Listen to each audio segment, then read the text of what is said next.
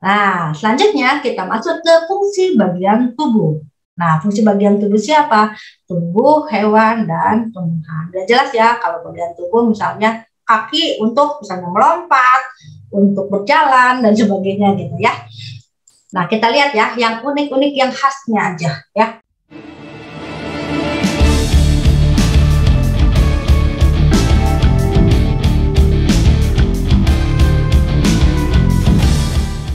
Fungsi bagian tubuh hewan, nah contohnya ini adalah seperti semut. Nah, di semut ini ada ini yang disebut dengan antena, bukan antena TV ya, tapi ini antena pada semut ya. Antena ini fungsinya untuk apa? Antena ini fungsinya untuk menyentuh dan merasakan getaran. Makanya kenapa semut ketika ketemu dengan semut lagi dia akan berjabat tangan, seakan-akan berjabat tangan gitu. Sebenarnya itu untuk berkomunikasi dengan semut yang lain ya, karena untuk menyentuh dan merasakan getaran. Kemudian harimau ya, kita lihat harimau, dia punya ekor untuk apa? Untuk menjaga keseimbangan tubuhnya. Dia punya cakar untuk mencabik mangsanya. Dia punya gigi taring untuk mencabik mangsa juga ya. Lalu cicak, tokek gitu ya, cicak sama tokek. Dia punya kaki perekat untuk bisa menempel di dinding. Lalu dia punya kemampuan untuk memutuskan ekor gitu ya, atau autotomi tadi ya. Lalu duri pada landak untuk melindungi diri gitu. Contoh lain ini ada misai. Nah, misai itu kumis ya. Kumis kucing atau misalnya misai pada lele ya, udah punya misai kan. Untuk apa misainya? Misainya itu berfungsi untuk mengenali mangsa dan sebagai alat pendeteksi ya. Selanjutnya kita lihat pada ikan. Nah, ikan itu ada ekor dan ada sirip ya. Untuk apa? Untuk membantu pergerakan di dalam air.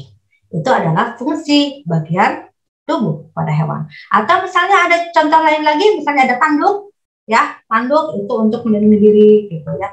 Kemudian ada cula juga pada badak, misalnya untuk melindungi diri seperti itu.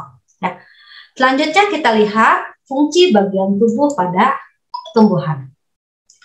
Fungsi bagian tubuh pada tumbuhan, nah kita lihat di sini pada gambar ada akar, biji, daun, bunga, buah, dan batang. Kita lihat apa sih fungsinya masing-masing. Yuk kita bahas ya.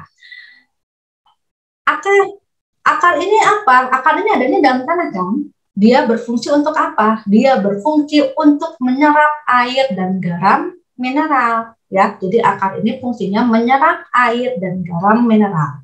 Nanti emang air dan garam mineralnya diapain ya? Nanti diedarkan ke seluruh tubuh tumbuhan ya. Selanjutnya ada batang. Nah, di batang ini fungsinya untuk apa? Batang itu fungsinya untuk mengokohkan berdirinya tumbuhan.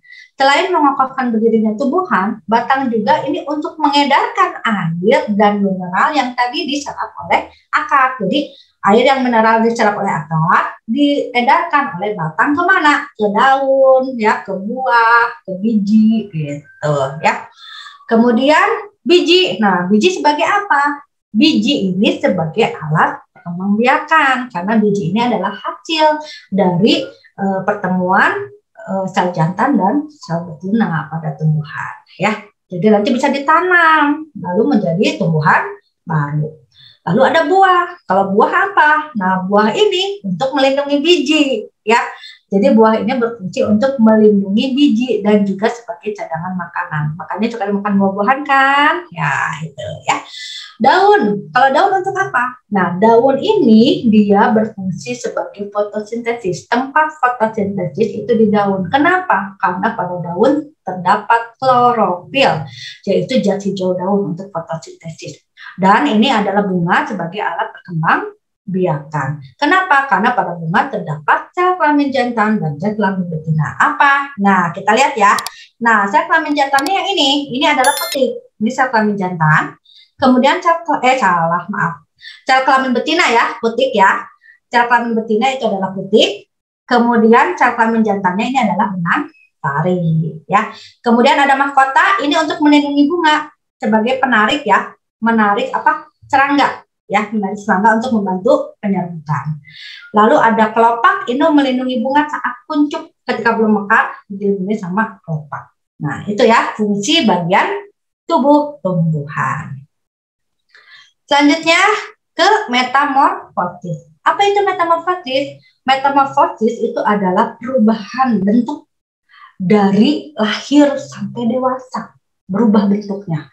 Gitu. Pada hewan itu ada yang mengalami metamorfosis dan ada yang tidak mengalami. Contoh yang tidak mengalami itu adalah kayak misalnya kucing, ya, ayam, anjing, gitu ya. Kemudian sapi, nah itu tidak mengalami metamorfosis. Kenapa? Karena bentuk ketika lahir, anaknya yang baru lahir itu sama dengan bentuk yang udah besarnya, udah dewasanya. Jadi hewan-hewan itu tidak mengalami metamorfosis. Terus metamorfosis terjadinya pada apa? Biasanya terjadi pada hewan yang bertelur. Ya, kita lihat. Ada dua ya. Metamorfosis itu ada dua. Ada metamorfosis sempurna dan ada yang metamorfosis tidak sempurna. Kalau metamorfosis sempurna, tahapannya adalah telur, larva, pupa, imago. Ya, jadi telur, larva, pupa, imago. Contoh hewannya apa? Nah, ini nih kasih kunci 3D-nya ya. Lela imut, ngecapnya kaku. Nah, lela imut, ngecapnya kaku. Apa itu teh? Ya, le-nya adalah lebah, la-nya adalah lalat, imutnya semut, nge-nya nyengat, cat-nya tomcat, nya nyamuk, kak-nya katak, ku-nya kupu-kupu. Berarti hewan-hewan ini mengalami metamorfosis sempurna, berubah dari awal lahir sampai dewasa. Lebah, lalat, semut, ngengat, tomcat, nyamuk, katak, dan kupu-kupu. Lela imut, cacatnya kaku. Selanjutnya, metamorfosis tidak sempurna. Telur, nimfa, imago. Ya, ini tahapannya. Telur, nimfa, imago. Nimfa itu apa? Nimfa itu bentukan mudanya. Imago itu dewasanya. Contoh hewannya apa saja? Nih, becak kejang, tong merayap. Ya, apa itu? Belalang, capung, kayaknya kecoa, jangnya jangkrik, tongnya tong ngeret, rayapnya rayap. Ya, jadi belalang, capung, kecoa, jangkrik, tong ngeret, dan rayap ini metamorfosis tidak sempurna. Ya, seperti apa contohnya? Nah, kita lihat ya. Ini metamorfosis kupu-kupu, semuanya berubah bentuk. Telur-telur, ulat-ulat, kepompong, kupu-kupu, metamorfosis. Semuanya berubah. Dari telur jadi ulat. Ulat kepompong jadi kupu-kupu. Wow, dari ulat menjadi kupu-kupu. Ya, jadi semuanya berubah. Berarti ini sempurna. Ya.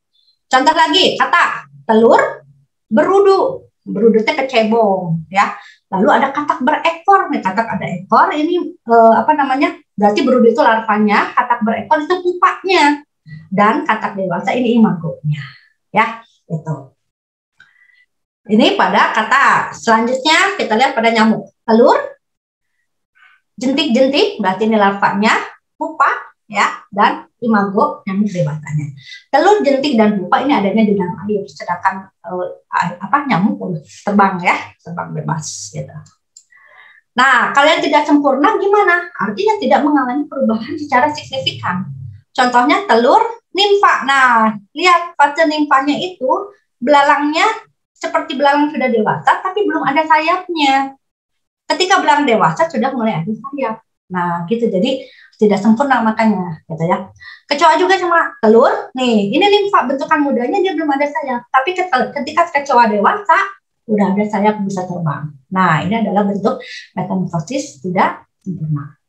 Bisa ya dipahami ya? Itu tentang metamorfosis.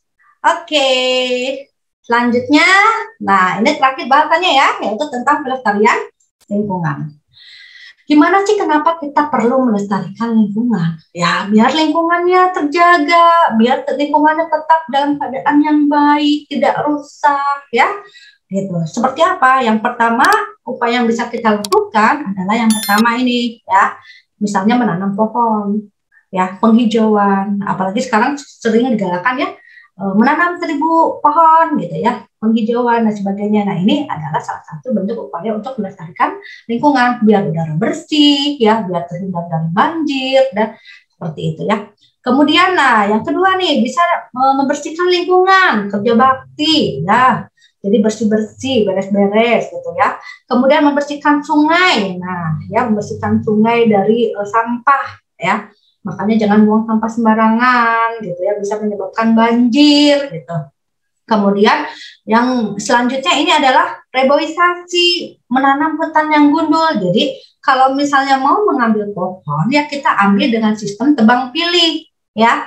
Jangan main ambil aja, karena berbahaya. Kenapa? Karena bisa menyebabkan longsor atau erosi. Sehingga kalau misalnya hutan gundul itu harus direboisasi atau ditanam kembali, ya.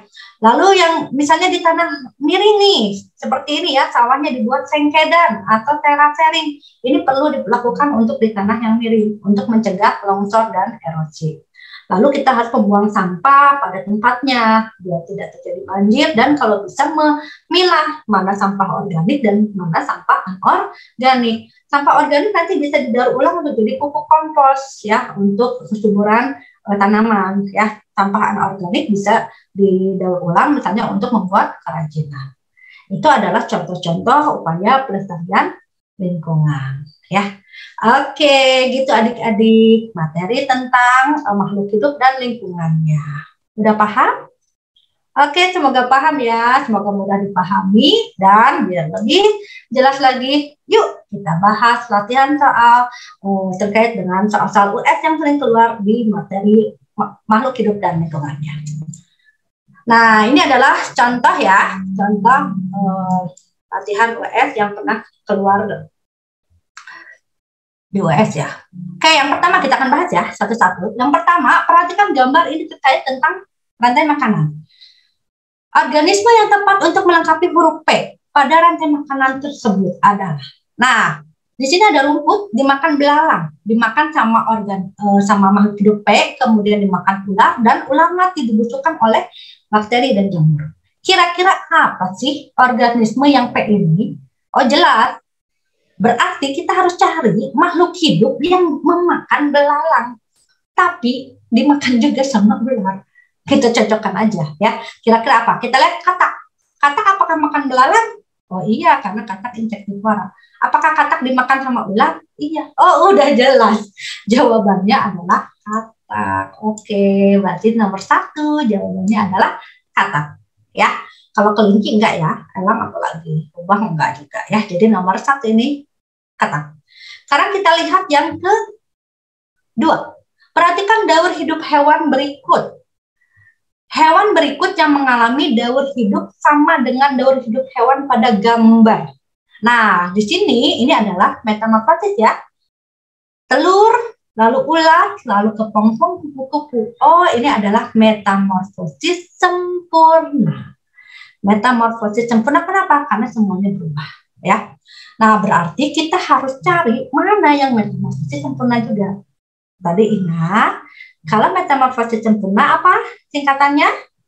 Lela, imut, ngecatnya kaku. Oh, berarti apa aja? Lebah, lalat, imut, semut, ngecatnya ngengat, tomcat, nyamuk, kemudian kaku, katak, dan kupu-kupu. Nah, cari hewan yang sama ya. Lalat, iya betul. Tapi kecoanya enggak. Oh, berarti salah ya. Kemudian lalat, betul. Nyamuk, betul ada. Oh, berarti jawabannya adalah B. Gitu ya. Kecoa dan belalang ini tidak sempurna. Belalang dan capung juga tidak sempurna.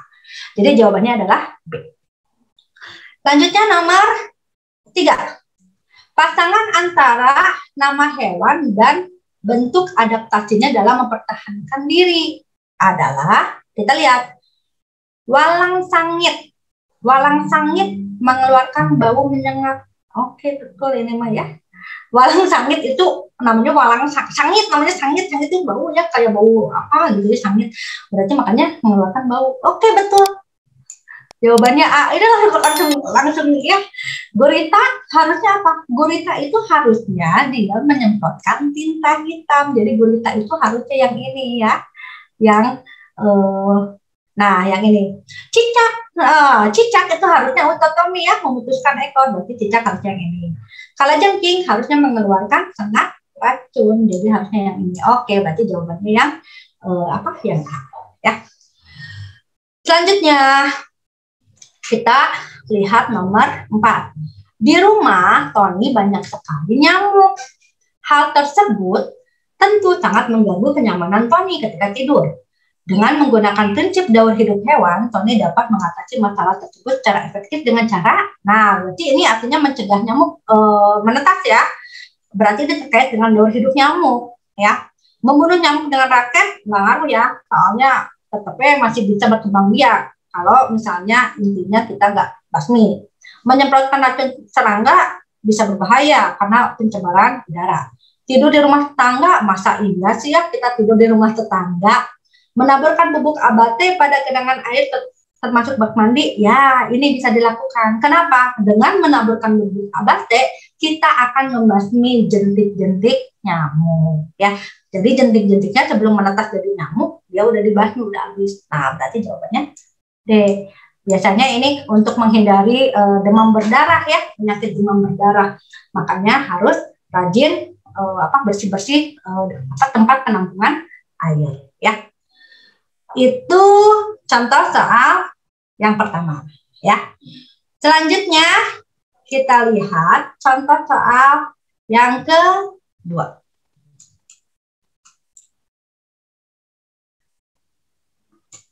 Nah, yang keduanya gimana? Nih, kita lihat. Tentang simbiosis. Perhatikan gambar berikut.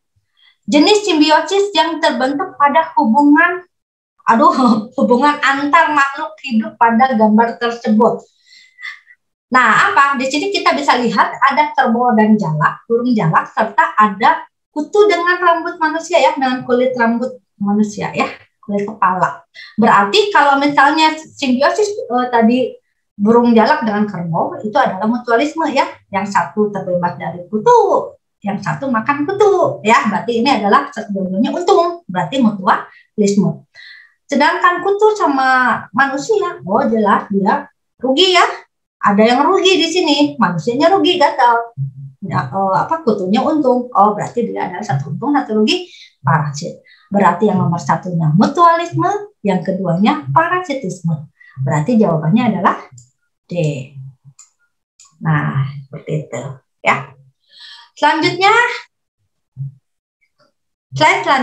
soal selanjutnya ini adalah contoh simbiosis di mana satu makhluk hidup untung dan satu rugi. Oh, untung dan rugi. Oh, berarti parasit. Kita cari yang mana parasit. Nah, kita lihat nomor 1 ini adalah ikan badut sama anemon laut. Ikan badut sama anemon laut ini bisa dua kemungkinan, tergantung seperti apa peranannya. Ketika ikan badut merasa untung ketika dia merasa punya tempat tinggal. Kalau di anemon laut itu ikan badutnya untung karena dia punya tempat tinggal. Nah, anemon laut ada yang merasa enggak apa-apa, ada ikan badut, enggak ada ikan badut, no comment, gitu ya. Jadi bisa komensalisme yang pertama. Yang kedua bisa juga mutualisme. Jadi ikan badutnya ini merasa untung dan anemonnya juga merasa untung. Kenapa? Karena ikan badut ini bisa membersihkan parasit yang nempel di anemon. Itu kalau mutualisme. Jadi tergantung konteksnya apa, gitu ya. Tapi yang jelas ini bukan parasit.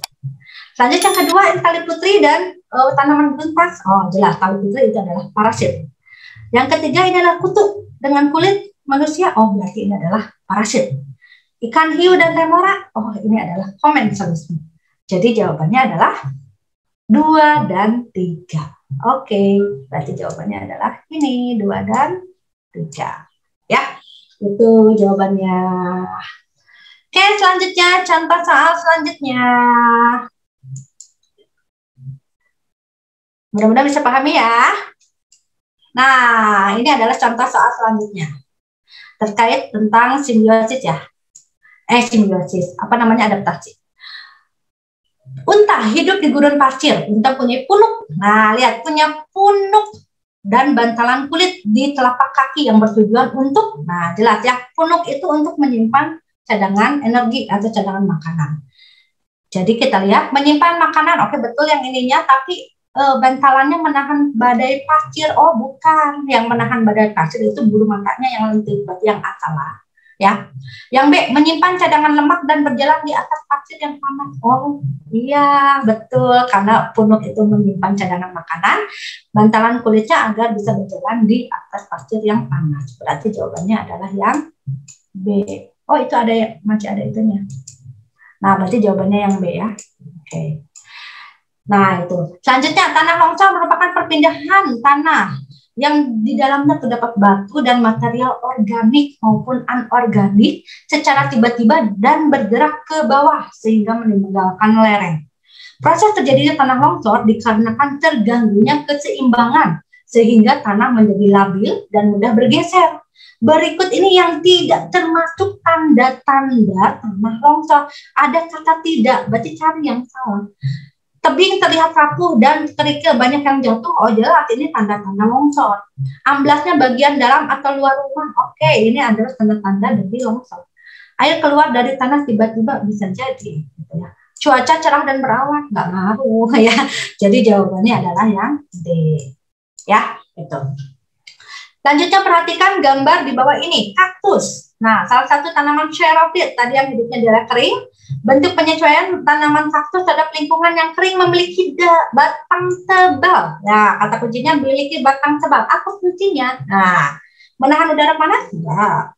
Tempat tumbuhnya duri? Enggak juga ya. Maksudnya itu bukan itu maksud tujuannya. Menyimpan cadangan air? Nah, ini dia. Ya, menyimpan cadangan air itu adalah fungsi dari batang tebal dan dia bersih lilit. Tempat berlangsungnya fotosintesis emang betul di batang, tapi batangnya warna hijau. Kalau tulisannya batang tebal warna hijau, nah itu tadi tempat berlangsung fotosintesis. Jadi jawabannya C. Ya. Oke, selanjutnya kendaraan bermotor merupakan penyumbang polusi udara terbesar di kota Jakarta. Berikut upaya yang dapat dilakukan untuk mengurangi pencemaran udara di daerah tersebut adalah membuat resapan air. Oh, kendaraan bermotor ya, penyumbang polusi udara. Kalau resapan air nggak ada ngaruhnya. Memperlebar daerah aliran sungai? Enggak juga. Membangun gedung bertingkat? Enggak juga. Memperluas taman kota dan menyelenggarakan hari bebas kendaraan bermotor? Nah, itu dia. Jadi, ini bisa mengurangi polusi udara. Jadi, jawabannya adalah D. Ya. Oke, itu adik-adik ya, contoh-contoh latihan soal terkait dengan materi IPA US, yaitu makhluk hidup dan lingkungannya. Ya, mudah-mudahan bisa dipahami ya. Oke, alhamdulillah beres juga ternyata ya. Oke, itu adik-adik materinya, berarti kita ketemu lagi di materi yang kedua ya, materi yang kedua tentang pembahasan yang lain ya, kita akan bahas lagi dan ketemu lagi. Oke, tetap semangat, tetap sehat, dan tetap bahagia. Mudah-mudahan adik-adik paham dengan materi hari ini ya. Terima kasih adik-adik. Assalamualaikum warahmatullahi wabarakatuh.